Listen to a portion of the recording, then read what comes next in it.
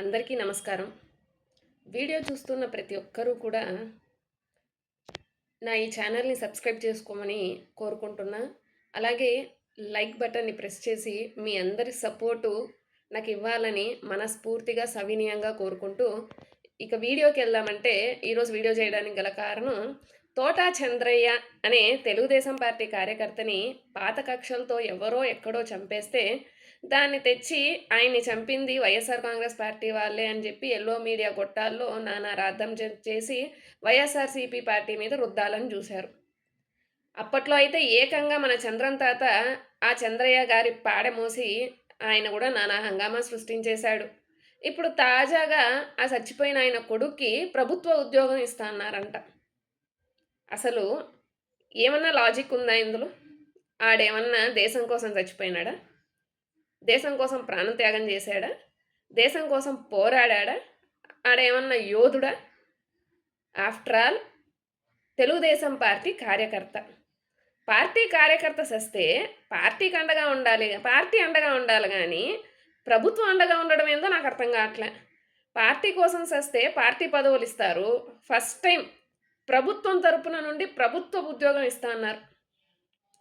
అయినా ప్రభుత్వ ఉద్యోగం ఇవ్వడానికి వీళ్ళెవరు?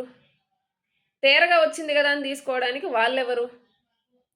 వీళ్ళకి నిజంగానే అంత గులగా ఉంటే, అంత దురదగా ఉంటే వాళ్ళ హెరిటేజుల్లోనో లేకపోతే వాళ్ళ పార్టీ ఆఫీసుల్లోనో ప్యూన్గానో గుమస్తాగానో వాచ్మెన్గానో లేకపోతే ఇంకా ప్రేమపీతి ఎక్కువ ఉంటే వాళ్ళ షేరుల్లో ఒక వాటానో ఇచ్చుకోవాలి కానీ ప్రభుత్వ ఉద్యోగం ఇవ్వడం ఏంటి? కష్టపడి చదువుకున్నోడికి ప్రభుత్వ ఉద్యోగాలు లేవు ఈ కూటమి ప్రభుత్వంలో, కానీ ఆ పార్టీ కార్యకర్తలకు మాత్రం ప్రభుత్వ ఉద్యోగాలు ఉన్నాయి పుష్కలంగా. గడప గడపకు వెళ్ళి ప్రజలకు అన్ని సేవలు అందించిన వాళ్ళకు మాత్రము సచివాలయం ఉద్యోగాలు పీకేస్తారు. వాలంటీర్లకు ఉద్యోగాలు లేవు. కానీ తెలుగు కుల పార్టీకి సపోర్ట్ చేసిన వాడి కొడుకుకు మాత్రం ప్రభుత్వ ఉద్యోగం అంట. ఎక్కడి న్యాయం ఇది? మరి ఇంత బరి తెగింప?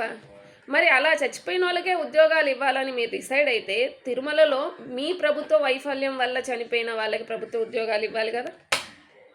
సింహాచలంలో మీ ప్రభుత్వ వైఫల్యం వల్ల చనిపోయిన వాళ్ళ ఇళ్లలోని వ్యక్తులకి ప్రభుత్వ ఉద్యోగాలు ఇవ్వాలి కదా. పుష్కరాల్లో మీ ముఖ్యమంత్రి తప్పిదం వల్ల చనిపోయిన వ్యక్తుల కుటుంబాలకి ప్రభుత్వ ఉద్యోగాలు ఇవ్వాలి కదా.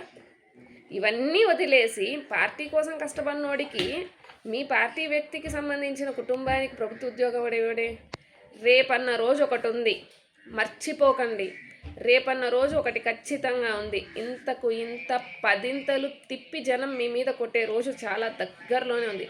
ఈరోజు మీరు ప్రభుత్వ ఉద్యోగమే ఇస్తారో ప్రభుత్వ పీఠమే ఇస్తారో ఇచ్చుకుంటారు. రేపన్న రోజు మేము అధికారంలోకి వస్తే